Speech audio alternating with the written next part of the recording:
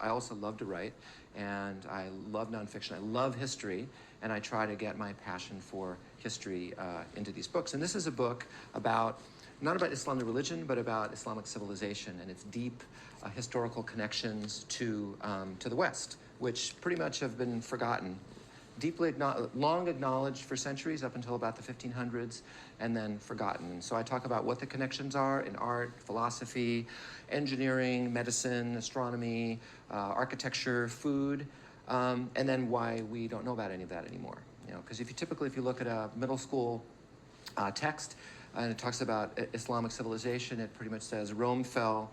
Muslims translated all the knowledge of the Greco-Roman world into Arabic, sat on it for 1,000 years, gave it back to the Europeans after the Renaissance, and then that's pretty much it. You might get a paragraph or a page, but that's more or less the gist.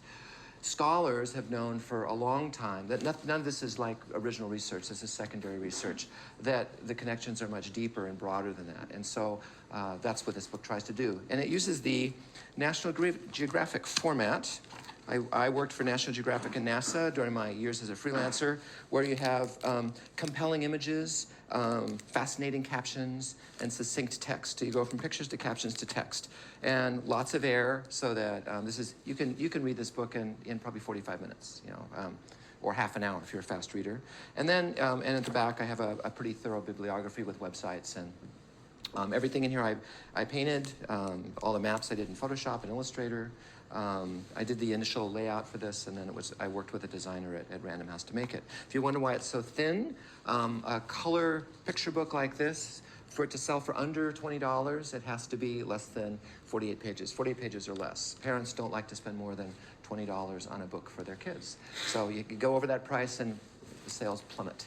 So that's why. So I had to learn to write very succinctly, pack a lot of information into each sentence, but not so much information that it was daunting. The vocabulary has to be at a certain level.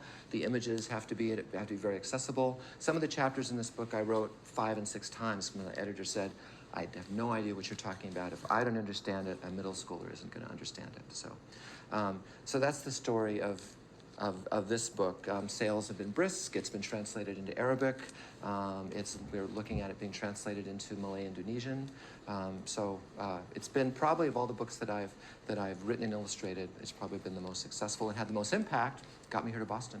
So from Kuwait, which is where I'm living now. I've been here for the last year and a half. I want to write other books about the Islamic world. I want to write more books about Islamic history, and all of my experience had been in Southeast Asia. And to have street cred, to really talk about Islam in its fullness, I really needed to spend time in the Middle East. I got an opportunity to teach at the American International School in Kuwait and jumped on it. And so I teach in the International Baccalaureate program there for like I said, the last year and a half. This early 19th century was the era of the Romantics.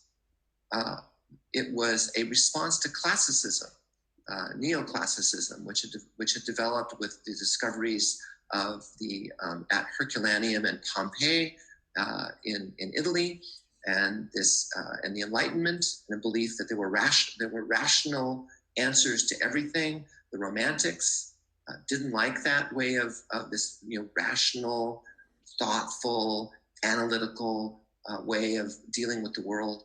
They believed that the best life was one that was passionate and fiery and short. And so tuberculosis became the disease that was favored by the Romantics. There were lots of very celebrated poets and artists and writers who had tuberculosis. Like I said, 1 in 4 Europeans had it. They didn't know that it was transmittable, as we know today, by close contact with someone who had it. In fact, Europeans believed that at the time that it was a hereditary disease. And so since people like Robert Louis Stevenson and the Bronte sisters and Frederick Chopin and Aubrey Beardsley, these were all famous artists and writers of the day, since they all had it, if you got it and your children got it, this was considered a good thing, kind of like getting a good SAT score today, because getting TB was considered a sign of artistic genius. one of the things that it caused was this thinning out of the body and also these inflamed cheeks. And going back to Roman times, inflamed cheeks were considered a sign of inner artistic fire. So was red hair. So someone who was redheaded or someone who had fiery red cheeks was thought that there was this inner artistic fire that was burning inside you.